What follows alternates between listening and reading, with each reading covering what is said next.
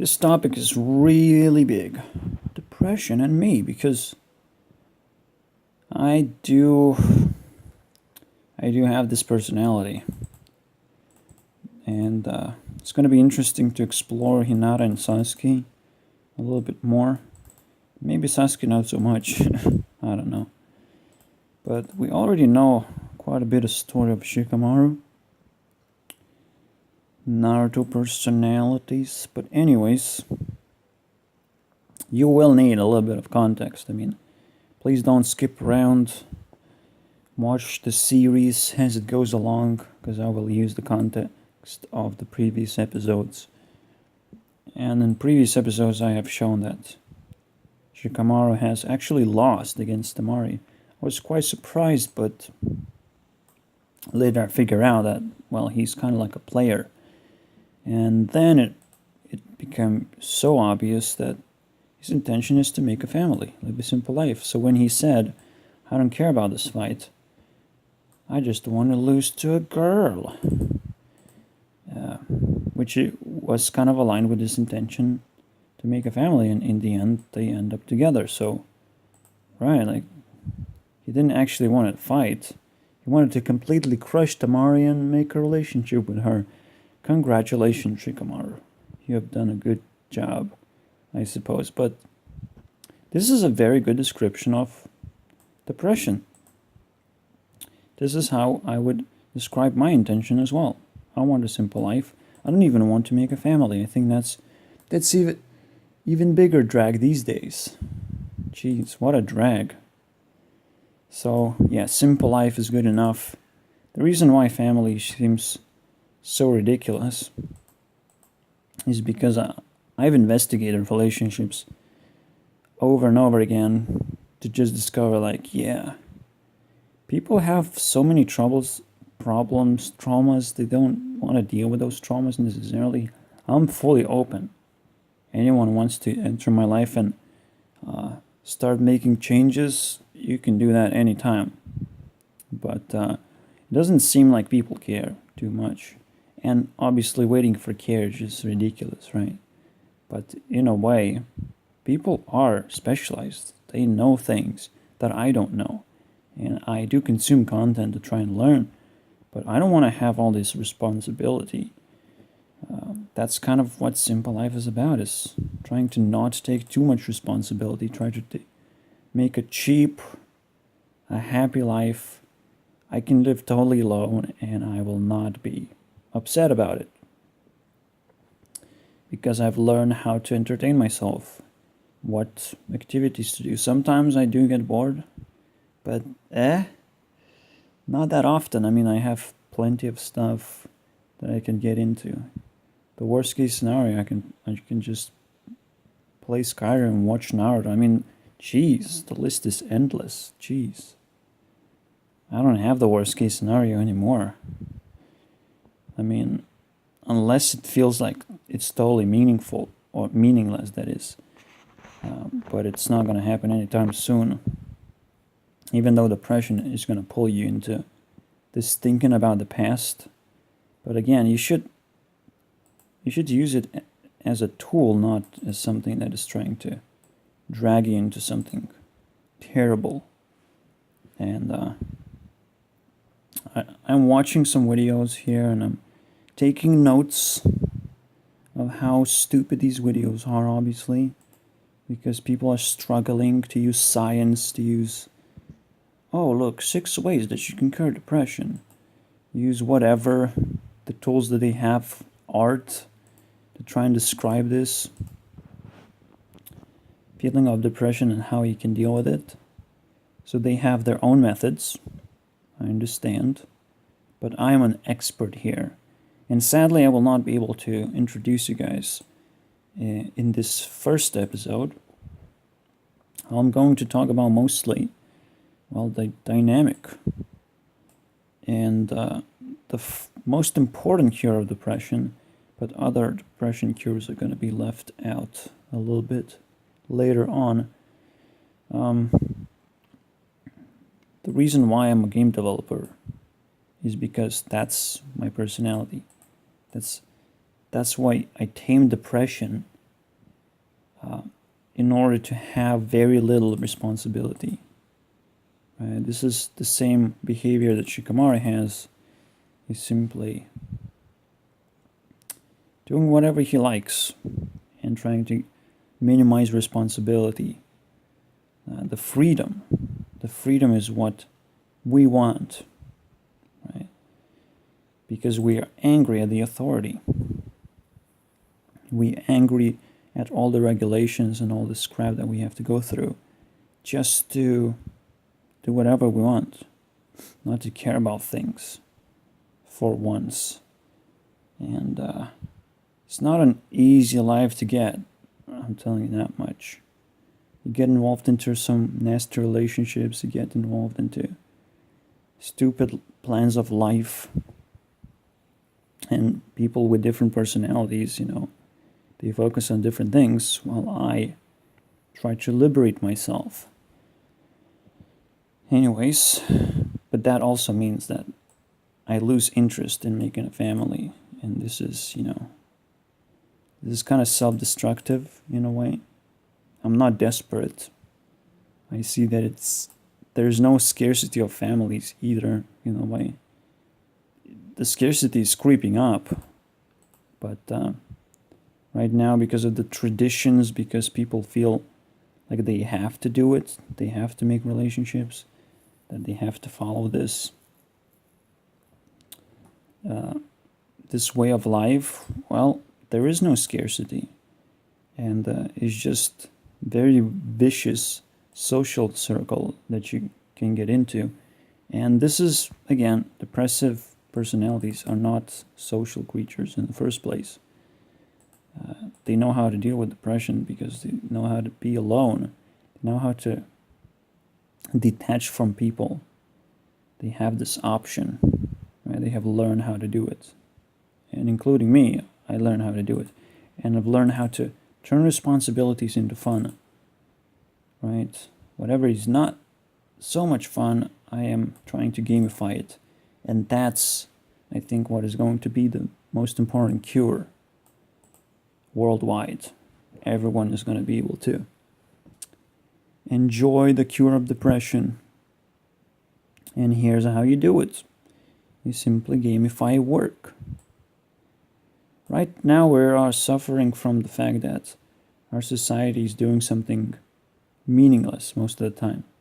Most of us are just gaming, having fun, right? It's not necessarily productive or useful.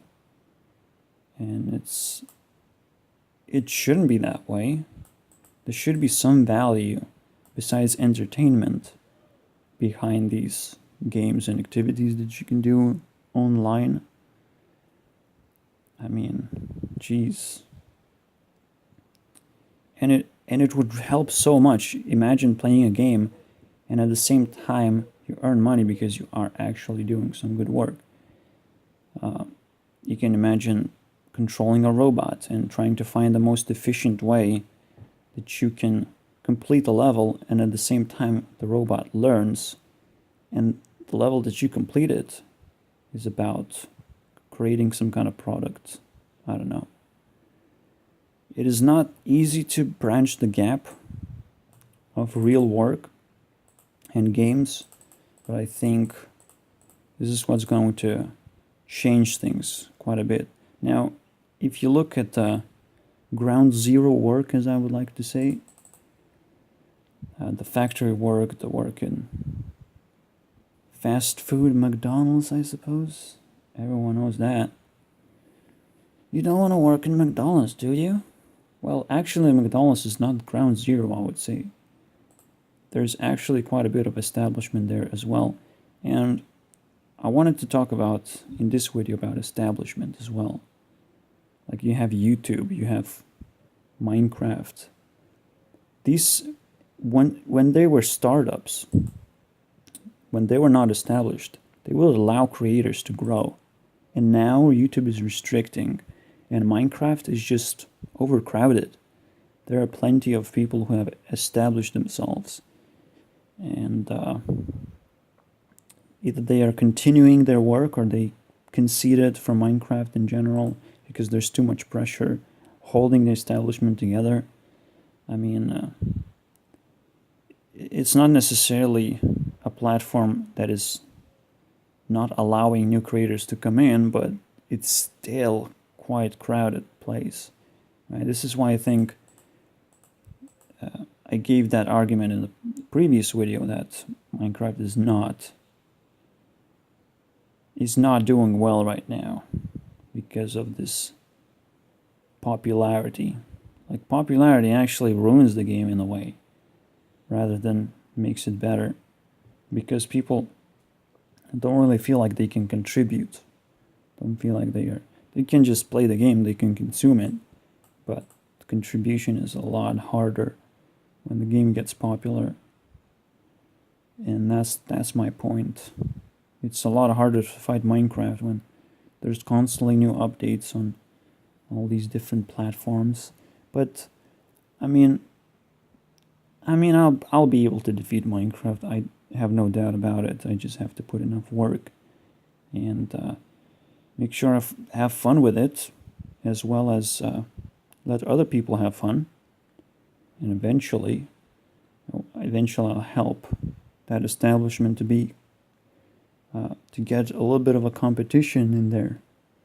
Because I've experienced one of the best things about Minecraft, which is map making, and that's all I needed to be inspired and to know which direction to go. And I know that Minecraft is not going that direction whatsoever. Community certainly makes pretty cool maps, but they don't really understand the game mechanics. Like, as I've shown before, the death swap that Antoine played 2 years ago just makes no sense, right? There is no strategy there. The game is not developed. The game is simply in a form of a concept. But anyways, so yeah, I just don't like the authority. Being a depressive personality, you don't want to be intimidated by any means. You want to have your own thing that you can fall onto.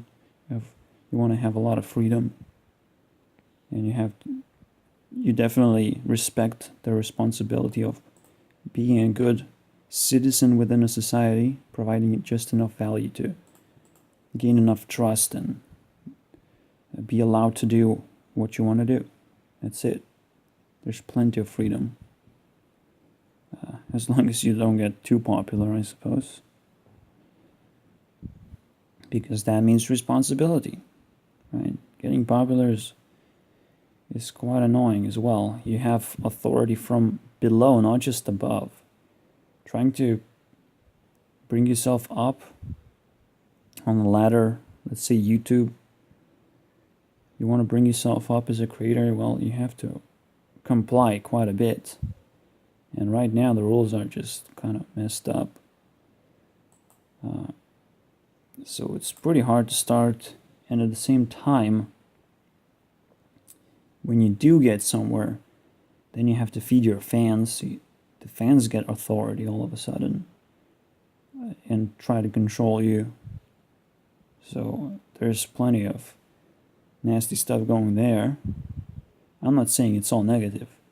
I'm just saying it's too much responsibility, and some people just wouldn't be able to do it. Especially me, especially my type of people, right, who explicitly don't like responsibility. Like, if you take one pretty good cure, which is sunlight, a cure of depression, but it's too much responsibility. I don't go outside. What am I supposed to do outside? Am I supposed to go Pokemon Go outside? But no, I want a Pokemon work outside. I want to earn money in sunlight. That would be nice. But other than that, there's no reason to. And I'm sad because of it, but until I find a good reason to go outside, I don't want to go for sunlight itself. It makes no sense for me. It's too much responsibility just to chase sunlight instead of do something and sunlight hitting you as a bonus. I can do exercise. Exercise is great. It's something that you can do when you're bored in the first place, something you can do to wake yourself up. And it really helps if you do it fast enough, right? Every 2 hours, maybe 1 hour, while you are awake, you can do 5 minutes of intense movement until you get tired, and then you go back to what you were doing. Anyways, that's my strategy at least. Just do it really fast, really intense. Get your breathing pattern to a high frequency. Do some stretching. I don't know.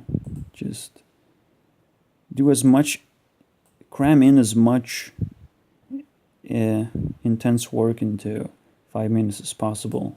So that's kind of my strategy. Again, my strategy of life is reducing the responsibility I have to take.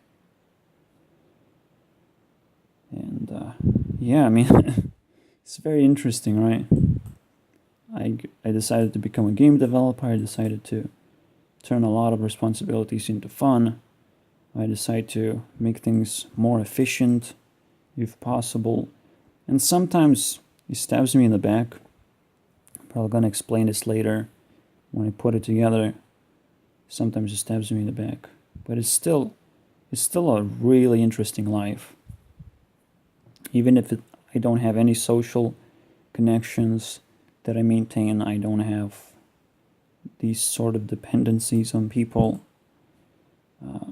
So it's, but sometimes, I get in trouble and it's like, where do I get help now? Because I don't have any connections. You definitely need some kind of list of people that you can contact and help yourself if you get in trouble, but that's kind of it. Because I have been in that position. I did needed help. I did needed that to get my job back and stuff like that. So that's kind of it. But the ending, how do we gamify work? How do we achieve this? Because one factor that is keeping this unchecked is the fact that work is not scarce. I mean, work is scarce. The opposite is true. Work is so scarce, it's so hard to find work. And especially because government doesn't want you to find work. You know how they do it? They raise minimum wage and they open their borders.